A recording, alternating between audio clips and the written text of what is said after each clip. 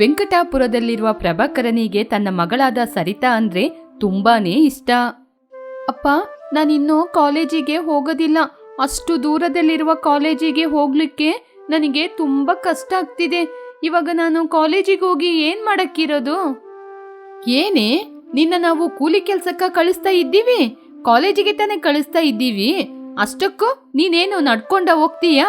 ಮನೆ ಬಾಗಿಲಿಗೆ ಆಟೋ ಬರುತ್ತೆ, ಅದಕ್ಕೆ ಯಾಕೆ ನಿನ್ಗಿಷ್ಟೊಂದು ಕಷ್ಟ ಇನ್ನು ನಡ್ಕೊಂಡು ಹೋಗೋದಾದ್ರೆ? ಅಪ್ಪ ನೋಡಿ ಅಪ್ಪ, ಅಮ್ಮ ಹೇಗೆ ಮಾತಾಡ್ತಿದ್ದಾರೆ ಅಂತ ನೀವಾದ್ರೂ ಹೇಳಿ. ಅವ್ರೇನು ಹೇಳಕ್ಕಿರೋದು, ಇನ್ನು ಸ್ವಲ್ಪ ಸಮಯದಲ್ಲಿ ಆಟೋ ಬರುತ್ತೆ, ಮರ್ಯಾದೆಗೆ ಹೋಗಿ ಓದಿ ಬಾ.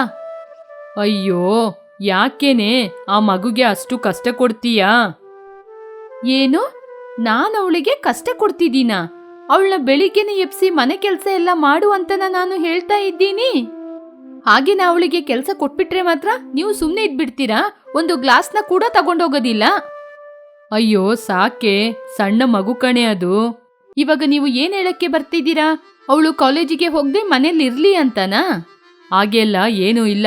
ಅಮ್ಮ ಮಗಳೇ, ಬಾಮ್ಮ ಇಲ್ಲಿ. ಪ್ರಭಾಕರ್ ಅವರ ಮಗಳನ್ನು ಪಕ್ಕದಲ್ಲೂ ಕರೆದು ಕೂರಿಸಿಕೊಂಡು, ಅಮ್ಮ ಸರಿತಾ, ನಿನ್ನಿಂದ ಕಾಲೇಜಿಗೆ ಹೋಗಕ್ಕಾಗದಿದ್ರೆ ಮನೆಯಲ್ಲೇ ಇರು, ಆ ಕಾಲೇಜಿನ ಮನೆಗೆ ಕರೆಸ್ತೀನಿ. ಹೌದಪ್ಪ, ಅದೇ ಕೆಲಸ ಮಾಡೋಣ. ಕಾಲೇಜ್ನ ನಮ್ಮ ಮನೆಗೆ ಬರುವ ಹಾಗೆ ಮಾಡೋಣ. ಏನು, ಕಾಲೇಜ್ನ ಮನೆಗೆ ತಗೊಂಬರ್ತೀರಾ? ಹೌದೌದು, ನೀವು ಈ ದೇಶದ ರಾಜ, ನಿಮ್ಮ ಮಗಳು ರಾಜನ ಮಗಳು ಕಾಲೇಜ್ನ ಮನೆಗೆ ತಗೊಂಬರ್ತಾರಂತೆ. ಪದ್ಮಾ, ನಾನು ಈ ದೇಶಕ್ಕೆ ದೊಡ್ಡ ರಾಜನಾಗದೇ ಇರಬಹುದು, ಆದರೆ ನನ್ನ ಮಗಳ ಮನಸ್ಸಿಗೆ ನಾನೇ ದೊಡ್ಡ ರಾಜ. ಸರಿತಾ, ನೀನೇನು ಯೋಚನೆ ಮಾಡಬೇಡಮ್ಮ, ಆ ಕಾಲೇಜು ನಿನ್ನ ಹುಡ್ಕೊಂಡು ನಿನ್ನ ಹತ್ರಕ್ಕೆ ಬಂದೇ ಬರುತ್ತೆ. ಹಾಗೆ ಹೇಳಿದ್ರು ಪ್ರಭಾಕರ್. ಪ್ರಭಾಕರ್ ಹೇಳಿದ ಹಾಗೇನೆ ಮರುದಿನ ಬೆಳಿಗ್ಗೆ ಪ್ರಭಾಕರ್ ಅವರ ಮನೆಗೆ ಒಬ್ಬರು ಬಂದ್ರು. ಅವರನ್ನು ನೋಡಿ ಪದ್ಮಾ, ಯಾರ್ರೀ ನೀವು? ಇದುವರೆಗೂ ನಾನು ನಿಮ್ನ ಈ ಊರಲ್ಲಿ ನೋಡ್ಲೇ ಇಲ್ಲ. ಇಲ್ಲಿ ನೋಡಿ ಅಮ್ಮ, ನನ್ನ ಹೆಸರು ಸುಂದರ. ನಾನು ನಿಮ್ಮ ಮಗಳು ಓದುವ ಕಾಲೇಜಿನಲ್ಲಿ ಅಧ್ಯಾಪಕರಾಗಿ ಇದ್ದೀನಿ. ಓಹೋ, ಹಾಗೇನಾ? ಕ್ಷಮಿಸಿ, ಬನ್ನಿ, ಬಂದ್ ಕೂತ್ಕೊಳ್ಳಿ. ಪದ್ಮಾ ಸುಂದರನನ್ನು ಕೂರಲು ಹೇಳಿ ಕುಡಿಯಲು ನೀರನ್ನು ತಂದು ಕೊಟ್ಲು. ಅಮ್ಮ, ಸರಿತಾ ಮನೆಯಲ್ಲಿ ಇಲ್ವಾ? ಸರಿತಾ ಮನೆಯಲ್ಲೇ ಇದ್ದಾಳೆ ರೀ. ಅವಳು ಕಾಲೇಜಿಗೆ ಹೋಗೋದಿಲ್ಲ ಅಂತ ಹೇಳಿದ್ಲು. ನಾಳೆಯಿಂದ ತಪ್ಪದೆ ಸರಿತಾನ ಕಾಲೇಜಿಗೆ ಕಳಿಸ್ಕೊಡ್ತೀವಿ. ಅಯ್ಯೋ, ಆ ರೀತಿ ಅವಶ್ಯಕತೆ ಏನೂ ಇಲ್ಲಮ್ಮ. ನಾನಿಲ್ಲಿ ಬಂದಿರುವುದೇ ಸರಿತನಿಗೆ ಪಾಠವನ್ನು ಮಾಡ್ಲಿಕ್ಕೇನೆ.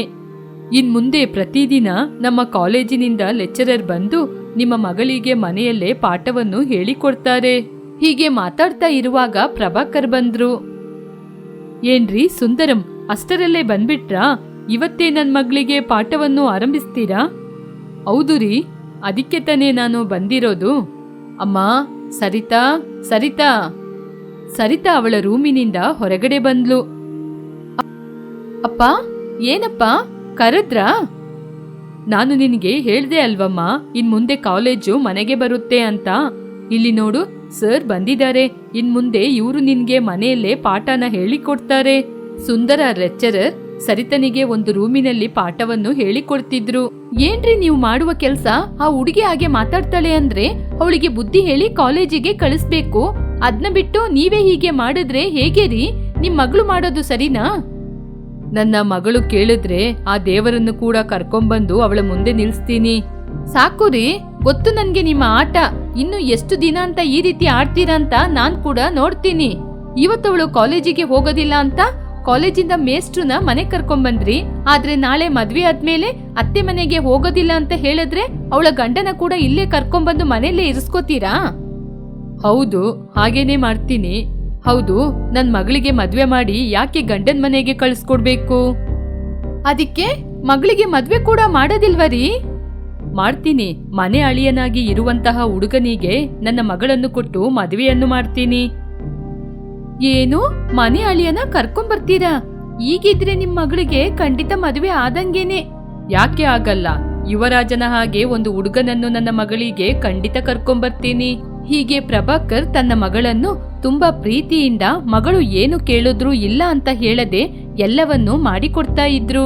ಹೀಗೆ ಸರಿತಾಳ ವಿದ್ಯಾಭ್ಯಾಸ ಕೂಡ ಮುಗಿಯಿತು. ಏನ್ರಿ, ಸರಿತನ ವಿದ್ಯಾಭ್ಯಾಸ ಮುಗ್ದು ತುಂಬಾ ದಿನ ಆಯ್ತು. ಅವಳಿಗೆ ಇವಾಗ್ಲೂ ಒಂದು ಹುಡುಗನ ನೋಡಿ ಮದ್ವೆ ಮಾಡಲ್ವಾ? ಅವಳ ವಯಸ್ಸಲ್ಲಿರುವ ಹೆಣ್ಮಕ್ಳಿಗೆ ಮದುವೆಯಾಗಿ ಮಕ್ಕಳು ಕೂಡ ಆಗಿ ಹೋಗಿದಿರಿ. ನನಗೆ ಏನು ಗೊತ್ತಿಲ್ಲ ಅಂತ ತಿಳ್ಕೊಂಡಿದ್ದೀಯ ಪದ್ಮ. ನನ್ನ ಮಗಳಿಗೆ ಒಂದು ಒಳ್ಳೆ ವರ ಸಿಗ್ಲಿ ಅಂತ ನಾನು ಕಾಯ್ತಾ ಇದ್ದೀನಿ. ಒಳ್ಳೆ ಸಂಬಂಧ ಬಂದ್ರೆ ನನ್ನ ಮಗಳಿಗೆ ಮದ್ವೆ ಮಾಡ್ತೀನಿ. ನೀನ್ ಬೇಕಾದ್ರೆ ನೋಡು, ಇನ್ನು ಸ್ವಲ್ಪ ದಿನದಲ್ಲೇ ನನ್ನ ಮಗಳಿಗೆ ಬೇಗ ಮದ್ವೆ ಮಾಡಿಸ್ತೀನಿ. ಆಹಾ, ಎಷ್ಟು ಒಳ್ಳೆ ವಿಷಯ ಹೇಳಿದೀರ ರೀ. ನಿಲ್ಲಿ, ನಿಮ್ಗೆ ಸಕ್ಕರೆನ ತರ್ತೀನಿ. ಹಾಗೆ ಹೇಳಿ ಪದ್ಮ ಅಡುಗೆ ಮನೆಯೊಳಗೆ ಹೋಗಿ ಸಕ್ಕರೆನ ತಂದು ಪ್ರಭಾಕರ್ ಬಾಯಿಗೆ ಹಾಕಿದ್ಲು. ಹೀಗೆ ಪ್ರಭಾಕರ್ ಸ್ವಲ್ಪ ದಿನದಲ್ಲೇ ತನ್ನ ಮಗಳಿಗೆ ಒಳ್ಳೆ ವರನನ್ನು ಕರ್ಕೊಂಬಂದ.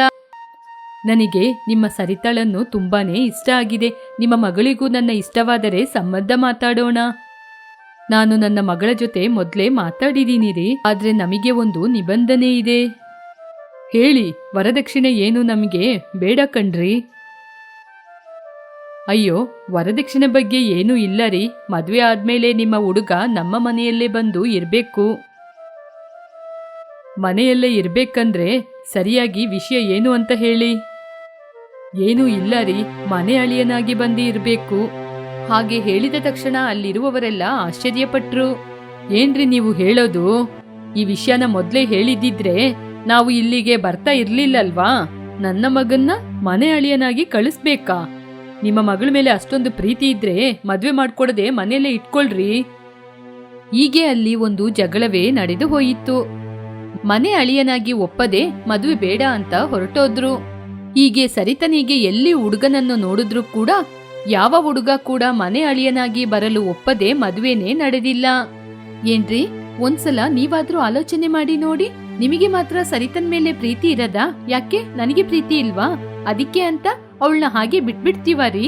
ಮನೆ ಅಳಿಯನಾಗಿ ಬರಲು ಯಾರು ಕೂಡ ಒಪ್ಪುವುದಿಲ್ಲ. ಅದಕ್ಕೇನೆ ನಿಮ್ಮ ಮನಸ್ಸನ್ನು ಬದಲಾಯಿಸಿಕೊಂಡು ಮೊದಲು ನಿಮ್ಮ ಮಗಳಿಗೆ ಮದ್ವೆ ಮಾಡುವ ಕೆಲಸ ನೋಡಿ. ಹಾಗೆ ಹೇಳಿದ್ಲು ಪದ್ಮ.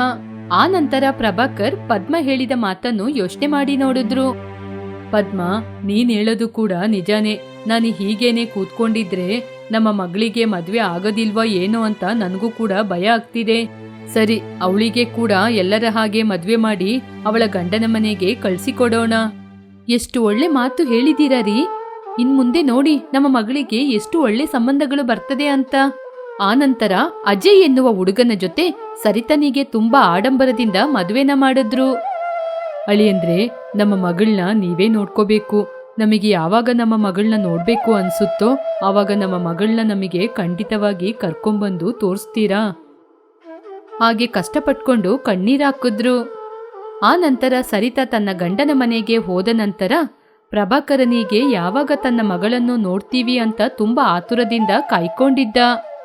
ಏನ್ರಿ ಆಗಿದೆ ನಿಮ್ಗೆ? ನಾನು ಕೂಡ ನಿಮ್ನ ನೋಡ್ತಾನೆ ಇದ್ದೀನಿ. ಸರಿತನಿಗೆ ಮದ್ವೆ ಆದ್ಮೇಲೆ ನೀವು ಸರಿಯಾಗಿ ಊಟ ಮಾಡಲ್ಲ, ನಿದ್ರೆ ಮಾಡಲ್ಲ, ಹೀಗೆ ಇದ್ರೆ ಹೇಗೆ ರೀ? ಅದಲ್ಲ ಪದ್ಮ, ಮದುವೆಯಾಗಿ ಇಷ್ಟು ದಿನಗಳಾದ್ರೂ ಕೂಡ ನನ್ನ ಮಗಳಿಗೆ ನನ್ನ ನೋಡ್ಬೇಕು ಅಂತ ಅನ್ಸ್ಲಿಲ್ವಾ? ಆದ್ರೆ ನನಗೆ ನನ್ನ ಮಗಳನ್ನ ನೋಡ್ಬೇಕು ಅಂತ ತುಂಬಾ ಆಸೆ ಆಗ್ತಿದೆ ಪದ್ಮ. ಏನು, ನಿಮ್ ಮಗಳನ್ನ ನೋಡ್ಬೇಕಾ? ನಿಮ್ಮ ಮಗಳಿಗೆ ಮದುವೆಯಾಗಿ 2 ದಿನನೇ ರೀ ಆಗಿರೋದು. ನಿಮ್ಮ ಮಗಳೇನು ಅಲ್ಲಿ ಕಷ್ಟಪಡ್ತಾ ಇಲ್ಲ. ನಿಮ್ಮ ಮಗಳನ್ನ ನೋಡಕ್ಕೆ ಅಲ್ಲಿ ತುಂಬಾ ಜನರು ಇದ್ದಾರೆ. ಇಲ್ಲ ಪದ್ಮ, ನನಗೆ ಇವಾಗ್ಲೇ ನನ್ನ ಮಗಳನ್ನ ಖಂಡಿತ ನೋಡ್ಬೇಕು. ಟೈಮ್ ನೋಡಿದ್ರಾ? ಮಧ್ಯರಾತ್ರಿ. ಬೆಳಿಗ್ಗೆ ಬೇಗನೆ ಎದ್ದು ನಿಮ್ಮ ಮಗಳನ್ನ ಹೋಗಿ ನೋಡಿ ಬರೋಣ. ಹಾಗೆ ಅಂತ ಪದ್ಮ ಬುದ್ಧಿ ಮಾತನ್ನು ಹೇಳಿದ್ಲು. ಪ್ರಭಾಕರ್ ಯಾವಾಗ ಬೆಳಿಗ್ಗೆ ಆಗುತ್ತೆ ಅಂತ ಕಾಯ್ಕೊಂಡು ಕೂತಿದ್ರು. ಪದ್ಮ, ಸರಿತನಿಗೆ ಇಷ್ಟವಾದದ್ದು ಎಲ್ಲ ತಗೊಂಡ? ಸರಿ ಬಾ, ಹೊರಡೋಣ. ಪದ್ಮ ಮತ್ತು ಪ್ರಭಾಕರ್ ಸರಿತನಿಗೆ ಇಷ್ಟವಾದ ಎಲ್ಲ ವಸ್ತುಗಳನ್ನು ತೆಗೆದುಕೊಂಡು ಅಲ್ಲಿಂದ ಹೊರಟರು. ಆಗ ಪಕ್ಕದ ಮನೆಯಲ್ಲಿ ಸರಿತನ ಧ್ವನಿ ಪ್ರಭಾಕರನಿಗೆ ಕೇಳಿಸಿತು. ಪದ್ಮ ಆ ಧ್ವನಿಯನ್ನು ಕೇಳ್ದ. ಆ ಧ್ವನಿ ನಮ್ಮ ಸರಿತನ ಹಾಗೇನೇ ಇದೆ. ಹೌದು ರೀ, ಆದ್ರೆ ನಮ್ಮ ಸರಿತಾ ಯಾಕೆ ಪಕ್ಕದ ಮನೆಗೆ ಬರ್ತಾಳೆ? ಹೀಗೆ ಪಕ್ಕದ ಮನೆಗೆ ಹೋಗಿ ನೋಡಿದಾಗ ಅಳಿಯನಾದ ಅಜಯ್, ಮಗಳಾದ ಸರಿತಾ ಇದ್ರು. ಅವರನ್ನು ನೋಡಿ ಇವರಿಬ್ಬರು ತುಂಬಾನೇ ಆಶ್ಚರ್ಯಪಟ್ರು. ಅಮ್ಮ ಸರಿತಾ, ನೀವೇನಮ್ಮ ಇಲ್ಲಿ? ಮಾವ, ನಿಮಗೆ ಮಾತ್ರ ನಿಮ್ಮ ಮಗಳ ಮೇಲೆ ಪ್ರೀತಿನಾ? ನಿಮ್ಮ ಮಗಳಿಗೆ ನಿಮ್ಮ ಮೇಲೆ ಪ್ರೀತಿ ಇಲ್ವಾ? ಮದುವೆಯಾದ ದಿನದಿಂದ ನಮ್ಮ ತಂದೆನ ನೋಡ್ಬೇಕು ಅಂತ ಹೇಳ್ತಾನೇ ಇದ್ಲು. ಅವಳ ಮಾತು ಕೇಳಿ ನನಗೆ ಅರ್ಥ ಆಯಿತು. ಅವಳು ನಿಮ್ ಮೇಲೆ ಎಷ್ಟು ಪ್ರೀತಿ ಇಟ್ಟಿದ್ದಾಳೆ ಅಂತ. ಅದಕ್ಕೇನೆ ಈ ಮನೆನ ತಗೊಂಡು ಇಲ್ಲಿಗೇನೆ ಬಂದ್ಬಿಟ್ಟು. ಹಾಗಾದ್ರೆ ಇನ್ ಮುಂದೆ ನನ್ ಮಗಳು ನನ್ ಮನೆ ಪಕ್ಕದಲ್ಲೇ ಇರ್ತಾಳಾ? ಹೌದು ಅತ್ತೆ, ತಾಯಿ ಮನೆ ಪಕ್ಕನೆ ಗಂಡನ ಮನೆ ಕೂಡ. ಹೀಗೆ ಅಜಯ್ ಹೇಳಿದ ತಕ್ಷಣ ಎಲ್ಲರೂ ತುಂಬಾ ಸಂತೋಷಪಟ್ರು. ಕಾಂತ ಸತ್ಯರಾಜು ಹಾಲಲ್ಲಿ ಚಿಂತೆಯಿಂದ ಕೂತಿದ್ರು. ಪ್ರಿಯಾ ರಾಹುಲ್ ಅವರನ್ನು ನೋಡಿ ಆ ಕಡೆ ಈ ಕಡೆ ಹೋಗ್ತಾ ಇದ್ರೆ ಹೊರತು ಅವರನ್ನು ಮಾತನಾಡಿಸಲಿಲ್ಲ. ಆ ಸಮಯದಲ್ಲಿ ಪ್ರಿಯಾಳ ತಂದೆ ತಾಯಿ ಅವಳನ್ನು ನೋಡಲು ಮನೆಗೆ ಬಂದ್ರು. ಅವರನ್ನು ನೋಡಿ ಪ್ರಿಯಾ, ಅಪ್ಪ ಅಮ್ಮ ಇದೇನ ಬರುವ ಸಮಯ? ಬಿಸಿಲು ಹೇಗೆ ಹೊಡಿತಾ ಇದೆ ಗೊತ್ತಾ? ನಿನ್ನ ನೋಡ್ಬೇಕು ಅನ್ಸ್ತು ಮಗಳೇ, ಅದಕ್ಕೇನೆ ಈ ಸಮಯಕ್ಕೆ ಬಂದು. ಬಾವಾ ಚೆನ್ನಾಗಿದ್ದೀರಾ? ನಾರಾಯಣ ಸತ್ಯರಾಜುನ ಮಾತಾಡ್ಸ್ದ, ಆದ್ರೆ ಸತ್ಯರಾಜು ಮಾತಾಡಲಿಲ್ಲ. ಇದನ್ನು ಗಮನಿಸಿದ ಕಾಂತ ಎದ್ದು ಶಾಂತಮ್ಮನವರ ಬಳಿಗೆ ಬಂದು ಹೀಗೆ ಮಾತಾಡ್ಸಿದ್ಲು. ಶಾಂತ, ಚೆನ್ನಾಗಿದ್ದೀಯಮ್ಮ? ಚೆನ್ನಾಗಿದ್ದೀನಿ ಅತ್ತಿಗೆ. ಅಣ್ಣ ಏನು ಮಾತಾಡ್ತಾ ಇಲ್ಲ, ಮಾತಾಡ್ಸಿದ್ರು ಮುಖ ತಿರುಗಿಸ್ತಿದ್ದಾರೆ. ಅದ್ರ ಬಗ್ಗೆ ಆಮೇಲೆ ಮಾತಾಡೋಣ, ಮೊದಲು ಬಂದು ಊಟ ಮಾಡಿ. ಊಟವನ್ನು ಮಾಡಿದ ನಂತರ ಪ್ರಿಯಾ, ಕಾಂತ, ಶಾಂತಮ್ಮ 3 ಜನ ಮಾತಾಡಿದ್ರು. ಅಮ್ಮ, ನನ್ನ ಮಾವನಿಗೆ 5 ಎಕರೆಯಲ್ಲಿ ಮಾವಿನ ತೋಟ ಇದೆ. ಮಳೆ ಇಲ್ಲದೆ ಮಾವಿನಕಾಯಿ ಎಲ್ಲ ಹಾಳಾಗಿದೆ, ಅದರಿಂದ ನಷ್ಟವಾಗಿದೆ. ಇರುವ ಸ್ವಲ್ಪ ಹಣ್ಣುಗಳನ್ನು ಮಾರಿ ಕೂಲಿಗಾರರಿಗೆ ಸಂಬಳ ಕೊಡೋಣ ಅಂದ್ರೆ ಆ ಹಣ್ಣುಗಳು ಕೂಡ ಸರಿಯಾದ ರೇಟಿಗೆ ಮಾರ್ಲಿಕ್ಕೆ ಆಗ್ತಾ ಇಲ್ಲ. ಅದಕ್ಕೆ ಅಂತ ಅದ್ರ ಬಗ್ಗೆನೆ ಮಾತಾಡ್ಕೊಂಡು ಹುಚ್ಚಿಡ್ದವನಾಗಿ ಕೂತ್ಕೊಂಡಿದ್ರೆ ಆ ಹಣ್ಣುಗಳೆಲ್ಲ ಹಾಳಾಗದಿಲ್ವಾ? ಸಿಗುವ ದರಕ್ಕೆ ಕೊಟ್ಟು ಸುಮ್ನಿರ್ಬೇಕು. ಅದಕ್ಕೇನೆ ಮಾವ ತುಂಬಾನೇ ಬೇಜಾರಲ್ಲಿದ್ದಾರೆ. 1 ವಾರದಿಂದ ಯಾರ ಜೊತೆನೂ ಮಾತಾಡ್ತಾ ಇಲ್ಲ, ಊಟ ಕೂಡ ಸರಿಯಾಗಿ ತಿಂತಾ ಇಲ್ಲ. ಇದನ್ನೆಲ್ಲ ಪಕ್ಕದಲ್ಲೇ ಕೂತಿದ್ದ ನಾರಾಯಣ ಕೇಳಿಕೊಂಡು ದೇವರಾಜ್ ಬಳಿ ಬಂದ್ರು. ಸತ್ಯರಾಜುವಿನ ಬೆನ್ನು ತಟ್ಟಿ ಸಮಾಧಾನ ಹೇಳಲು ನೋಡಿದ್ರು. ಲೇ ಸತ್ಯ, ನೀನು ಎಷ್ಟು ಚಿಂತೆ ಮಾಡ್ತಿದ್ದೀಯ ಅಂತ ನನಗೆ ಅರ್ಥ ಆಗ್ತಿದೆ. ಇದ್ರಲ್ಲಿ ನಿನ್ನ ತಪ್ಪು ಏನಿಲ್ಲ ಕಣೋ, ಇದೆಲ್ಲ ಪ್ರಕೃತಿಯ ಮಾಯೆ. ಅದ್ರಿಂದ ನನಗೆ ಸಮಯ ಏನಾದ್ರೂ ಸರಿ ಇಲ್ಲ ಅಂತ ನಾನು ಸುಮ್ನೆ ಕೂರಕ್ಕಾಗಲ್ಲ ಅಲ್ವಾ ಕಣೋ. ನನ್ನ ಜೊತೆ ಇದ್ದ ಹಣವನ್ನೆಲ್ಲ ಮಾವಿನ ತೋಟಕ್ಕೆ ಅಂತ ಹಾಕಿಬಿಟ್ಟೆ. ಇವಾಗ ಅದ್ರಿಂದ ಲಾಭ ಬರದಿದ್ರೂ ಪರವಾಗಿಲ್ಲ, ನನಗೆ ನಷ್ಟ ತಾನೇ ಬರ್ತಾ ಇದೆ. ಸರಿ, ಉಳಿದಿರುವ ಹಣ್ಣುಗಳನ್ನು ಮಾರಾಟ ಮಾಡೋಣ ಅಂತ ಯೋಚನೆ ಮಾಡಿದ್ರೆ ಸರಿಯಾದ ಬೆಲೆ ಕೂಡ ಅದಕ್ಕೆ ಸಿಗ್ತಾನೇ ಇಲ್ಲ. ಹಾಗಾದ್ರೆ ಸಿಕ್ಕಿದ ದರಕ್ಕೆ ಕೊಡ್ಬೋದಲ್ವ ಕಣೋ? ನನ್ನ ಜೊತೆ ಇರುವ ಮಾವಿನ ಹಣ್ಣನ್ನು ನೀನು ನೋಡಿದ್ದೀಯಾ? ಆ ಹಣ್ಣುಗಳನ್ನು ವಿದೇಶಕ್ಕೆ ಕಳಿಸ್ತಾರೆ. ಅದರಿಂದ ಅವರಿಗೆ ತುಂಬಾ ಲಾಭ ಬರುತ್ತೆ. ಅದು ಎಲ್ಲ ನಮಗೇನು ಬೇಕಾಗಿಲ್ಲ. ಕಷ್ಟಪಟ್ಟಿದ್ದು ನಾನೇಕೆ ಇಳಿದು ಹೋಗಬೇಕು? ಹೋದ್ರೆ ಹೋಗ್ಲಿ, ನಾನದ್ನ ಮಾರದಿಲ್ಲ. ನಾರಾಯಣ ಸ್ವಲ್ಪ ಹೊತ್ತು ಆಲೋಚನೆ ಮಾಡಿದ. ಸತ್ಯರಾಜಿನ ನೆನಪು ಏನು? ಅವನಿಗೆ ಲಾಭ ಇಲ್ಲದಿದ್ರೂ ನಷ್ಟ ಆಗ್ಬಾರ್ದು ಅಂತ. ಹೀಗೆ ಒಂದು ಐಡಿಯಾವನ್ನು ತನ್ನ ತಲೆಯಲ್ಲಿ ಇಟ್ಟಿದ್ರು ನಾರಾಯಣ. ಇವಾಗ ನಿನ್ ಜೊತೆ ಎಷ್ಟು ಮಾವಿನ ಹಣ್ಣುಗಳಿದೆ? ಸುಮಾರು 3 ಟನ್ ಇರಬಹುದು. ಅದರಲ್ಲಿ 1 ಟನ್ ಕಾಯಿ. ಸರಿ, ನಮ್ಗೆ ಲಾಭ ಬರದಿದ್ರೂ ನಷ್ಟ ಬರದ ಹಾಗೆ ಏನಾದ್ರೂ ಒಂದು ಮಾಡೋಣ. ನನ್ಗೆ ಸ್ವಲ್ಪ ಜನಗಳನ್ನ ಬರಕ್ಕೇಳು, ಸ್ವಲ್ಪ ಕೆಲ್ಸ ಇದೆ. ಏನ್ ಮಾಡ್ಬೇಕು ಅಂತ ಆಲೋಚನೆ ಮಾಡಿದ್ದೀಯಾ? ಮ್ಯಾಂಗೋ ಗುಲ್ಫಿ. ಅದು ಆಗುವ ಕೆಲಸನಾ? ಲೇ, ನೀನು ಸುಮ್ನೆ ನನಗೆ ಜನರನ್ನ ಕರ್ಕೊಂಬಂದ್ ಕೊಡು, ಮಿಕ್ಕಿರೋ ಕೆಲ್ಸ ನಾನ್ ನೋಡ್ಕೋತೀನಿ. ನಾರಾಯಣ ಅಳಿಯನಾದ ರಾಹುಲ್ನ ಕರ್ಕೊಂಡು ಹೊರಗೆ ಹೋದ. ನಾರಾಯಣ ಹೇಳಿದ ಹಾಗೆ ಸತ್ಯರಾಜು ಕೂಲಿಗೆ ಜನರನ್ನು ಕರೆಯಲು ಹೋದ. ಹೀಗೆ ಸಂಜೆಯ ಸಮಯದಲ್ಲಿ ಎಲ್ಲರೂ ಕೂಡಿ ಒಂದು ಸಭೆಯನ್ನು ಮಾಡಿದ್ರು. 3 ಟನ್ ಮಾವಿನ ಹಣ್ಣು ಅಂದ್ರೆ ಅದು ಸಾಧಾರಣವಾದ ವಿಷಯ ಅಲ್ಲ. ಅದನ್ನು ಬೆಳೆಯಲು ನಾವು ಎಷ್ಟು ಕಷ್ಟಪಟ್ಟಿರ್ತೀವಿ. ನಮಗೆ ನಷ್ಟ ಆಗದ ಹಾಗೆ ಒಂದು ಐಡಿಯಾ ಇದೆ. ಅದೇ ಮಲೈ ಮಾವಿನಕಾಯಿಯ ಗುಲ್ಫಿ. ಅದ್ನ ಯಾರನ್ನ ತಗೊಳ್ತಾರೆ? ಅಯ್ಯೋ ಹುಚ್ಚು ಹುಡುಗಿ, ಈ ಬಿಸಿಲಲ್ಲಿ ಮಾವಿನ ಗುಲ್ಫಿಗೆ ಎಷ್ಟು ಡಿಮ್ಯಾಂಡ್ ಇದೆ ಅಂತ ನಿನ್ಗೆ ಗೊತ್ತಾ? ಎಷ್ಟು ಮಕ್ಕಳು ಮಾವಿನ ಗುಲ್ಫಿಗೆ ಅಲಿತಾರೆ ಅಂತ ಗೊತ್ತಾ? ಅಷ್ಟು ಯಾಕೆ, ನಾನು ಎಷ್ಟೋ ಸಲ 10 ತೆಗೆದು ತಿಂತಿದ್ದೆ. ಓಹೋ, ಅದೇನಾ ಶುಗರ್ ಅಷ್ಟೊಂದು ಜಾಸ್ತಿ ಆಗಿದ್ದಿದ್ದು? ನೋಡಿದ್ರಾ, ಹಾಗೆ ಇರುತ್ತೆ ಮಾವಿನಕಾಯಿ ಗುಲ್ಫಿ ಅಂದ್ರೆ. ಈ ಸಲ ನನ್ನ ಮಾತನ್ನು ಕೇಳಿ. ಆದ್ರೆ ಅಪ್ಪ, ನಾವು ಹೇಗೆ ಅದನ್ನ ಮಾಡೋದು?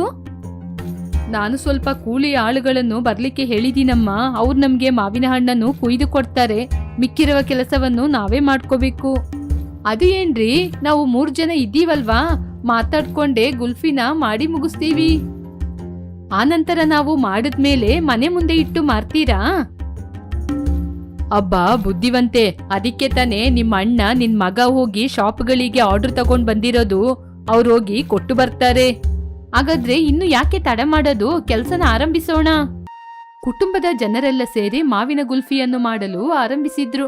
ತುಂಬಾ ಶುದ್ಧವಾಗಿ, ತುಂಬಾ ಟೇಸ್ಟ್ ಆಗಿ ಮಾವಿನ ಗುಲ್ಫಿಯನ್ನು ಮಾಡಿದ್ರು. ಪ್ರಿಯಾ, ಕಾಂತಂ, ಶಾಂತಂ 3 ಜನ ಮನೆಯಲ್ಲಿ ಮಾಡ್ತಾ ಇದ್ರೆ ಸತ್ಯರಾಜು ಕೂಲಿ ಜನರನ್ನು ನೋಡ್ಕೊಳ್ತಾ ಇದ್ದ. ನಾರಾಯಣ ಮತ್ತು ರಾಹುಲ್ ಅದನ್ನು ಶಾಪ್ ಮತ್ತು ಬೇಕರಿಗಳಿಗೆ ಸಪ್ಲೈ ಮಾಡ್ತಾ ಇದ್ರು. ಹೀಗೆ ಮಾರಿ ಸ್ವಲ್ಪ ಹಣವನ್ನು ಸಂಪಾದನೆ ಮಾಡಿದ್ರು. ಆದರೂ ಅವರು ಮಾಡಿರುವ ಗುಲ್ಫಿ ಅಷ್ಟು ಚೆನ್ನಾಗಿ ವ್ಯಾಪಾರ ಆಗ್ತಾ ಇರಲಿಲ್ಲ. ಆದರೂ ಅವರು ಹಿಂದೆ ಸರಿಯದೆ ಕಷ್ಟಪಟ್ಟು ಕೆಲಸ ಮಾಡ್ತಾ ಇದ್ರು. ಆ ಸಮಯದಲ್ಲಿ ಶಾಂತಮ್ಮ ಮನೆಗೆ ಪಾರ್ವತಮ್ಮ ಮದುವೆ ವಿಚಾರವನ್ನು ಹೇಳಲು ಬಂದ್ರು. ಏ ಕಾಂತ, ಮುಂದಿನ ವಾರ ನನ್ನ ಮಗಳಿಗೆ ಮದುವೆ ಇದೆ, ನೀವೆಲ್ಲರೂ ಬರಬೇಕು. ಸರಿ ಕಣೆ, ಖಂಡಿತ ಬರ್ತೀವಿ. ಊಟವನ್ನೆಲ್ಲ ತುಂಬಾ ಚೆನ್ನಾಗಿ ಮಾಡಿದೀವಿ. ನೀವೆಲ್ಲರೂ ಬಂದು ಸಂತೋಷದಿಂದ ಊಟ ಮಾಡಿ ಹೋಗ್ಬೇಕು. ಹಬ್ಬಾ, ಅಷ್ಟು ಚೆನ್ನಾಗಿ ಏರ್ಪಾಡು ಮಾಡಿದ್ದೀರಾ? ಅತ್ತೆ, ಮದುವೆಯಲ್ಲಿ ಸ್ವೀಟ್ ಏನಿಟ್ಟಿದ್ದಾರೆ ಅಂತ ಕೇಳಿ. ಯಾಕೇನೆ? ಯಾಕೆ ಏನತ್ತೆ? ನಮ್ ಜೊತೆ ಗುಲ್ಫಿ ಇದೆ ಅಲ್ಲ, ಅದಕ್ಕೋಸ್ಕರ ಕೇಳ್ತಿರೋದು. ಪಾರ್ವತಿ, ಮದುವೆಯಲ್ಲಿ ಸ್ವೀಟ್ ಏನಿಟ್ಟಿದ್ದೀರಾ? ಊಟಕ್ಕೆ ಅಲ್ವಾ, ಊಟ ಆದ್ಮೇಲೆ ಐಸ್ ಕ್ರೀಮು. ಏನೇ ಐಸ್ ಕ್ರೀಮು, ನೀನ್ ಕೂಡ ಚೀಪಾಗಿ. ಇವಾಗ ಎಲ್ರೂ ಮದ್ವೆಯಲ್ಲಿ ಗುಲ್ಫಿನ ಇಡ್ತಾ ಇದ್ದಾರಲ್ವಾ, ಅದಕ್ಕೆ ತುಂಬಾ ರೇಟ್ ಇರುತ್ತೆ ಅಲ್ವಾ? ಏನೇ ರೇಟು? ಐಸ್ ಕ್ರೀಮ್ಗಿಂತ ₹1 2 ಜಾಸ್ತಿ ಇರುತ್ತೆ ಅಷ್ಟೇ. ಆದ್ರೆ ಕ್ವಾಲಿಟಿ ತುಂಬಾ ಚೆನ್ನಾಗಿರುತ್ತೆ ಅಲ್ವಾ? ಅದ್ನ ತಿಂದವರು ಮದ್ವೆನ ಯಾವತ್ತೂ ಕೂಡ ಮರೆಯೋದಿಲ್ಲ. ಹೌದಾ? ಹಾಗಾದ್ರೆ ನೋಡ್ತೀನಿ. ನೋಡದೇನೆ, ನನ್ನ ಹೊಲದಿಂದ ತಂದಿರುವ ಮಾವಿನ ಹಣ್ಣಿನಿಂದ ಗುಲ್ಫಿ ಮಾಡಿದರೆ. ಒಂದ್ಸಲ ತಿಂದು ಟೇಸ್ಟ್ ನೋಡು, ಆಮೇಲೆ ನಿನ್ಗೆ ಗೊತ್ತಾಗುತ್ತೆ. ಹಾಗೆ ಹೇಳಿ ಕಾಂತಂ ಕೈಯಲ್ಲಿ ಸ್ವಲ್ಪ ಗುಲ್ಫಿನ ತಗೊಂಬಂದ್ಲು. ಪಾರ್ವತಿ ಅದನ್ನು ತಿಂದು ರುಚಿಯಲ್ಲಿ ಮೈಮರೆತು ಹೋದ್ಲು. ಆಹಾ, ಇಷ್ಟೊಂದು ಚೆನ್ನಾಗಿರುತ್ತೆ ಅಂತ ನನಗೆ ಗೊತ್ತಿರ್ಲಿಲ್ಲ ಕಾಂತ. ನನ್ನ ಮಗಳ ಮದುವೆಗೆ ಇದ್ನನೇ ಕೊಟ್ಟು ನನ್ನ ಹೆಸರನ್ನು ಯಾರು ಮರೆತು ಹೋಗದ ರೀತಿ ಮಾಡ್ತೀನಿ. ಇವಾಗ ಹೇಳ್ದೆ ಅಲ್ವಾ, ಇದು ಸರಿಯಾದ ಮಾತು.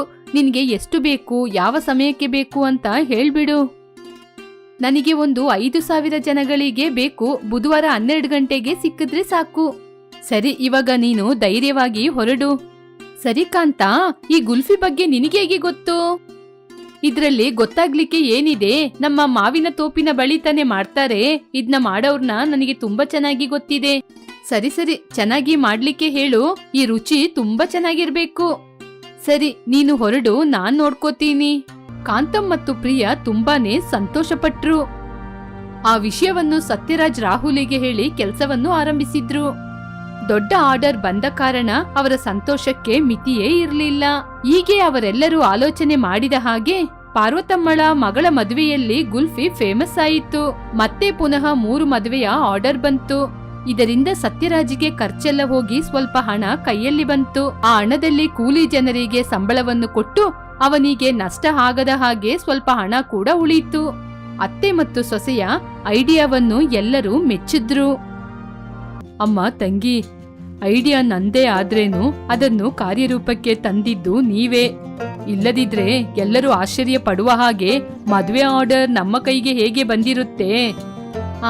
ಆದ್ರೆ ನನಗೆ ಅಷ್ಟು ಒಳ್ಳೆ ಐಡಿಯಾ ಕೊಟ್ಟಿದ್ದು ಯಾರು ಅಂತ ತಿಳ್ಕೊಂಡ್ರಿ? ಪ್ರಿಯಾನೇ. ಇದ್ರಲ್ಲಿ ಪಾರ್ವತಿಯ ಪಾತ್ರ ಕೂಡ ಇದೆ. ಈ ಸಮಯದಲ್ಲಿ ನೀವೆಲ್ಲರೂ ನನಗೆ ಸಹಾಯ ಮಾಡದಿದ್ರೆ ನನ್ನ ಪರಿಸ್ಥಿತಿ ಏನಾಗಿರ್ಬೋದು? ನಿಮಗೆಲ್ಲರಿಗೂ ನನ್ನ ಧನ್ಯವಾದಗಳು. ನೀವೆಲ್ಲರೂ ನನ್ನ ಜೊತೆ ಇದ್ದೀರಾ ಅಂತ ನಾನು ತುಂಬಾ ಸಂತೋಷ ಪಡ್ತಾ ಇದ್ದೀನಿ. ಪ್ರಿಯಾ, ಈ ಶುಭ ಸಂದರ್ಭದಲ್ಲಿ ಎಲ್ಲರೂ ಗುಲ್ಫಿ ತಿನ್ನೋಣ. ಸರಿ ರೀ, ಎಲ್ರಿಗೂ ನಾನೋಗಿ ತಗೊಂಬರ್ತೀನಿ. ಮಗಳೇ, ನನಗೆ 2 ಗುಲ್ಫಿ ತಗೋಬಾ ಅಮ್ಮ. ಯಾಕೆ?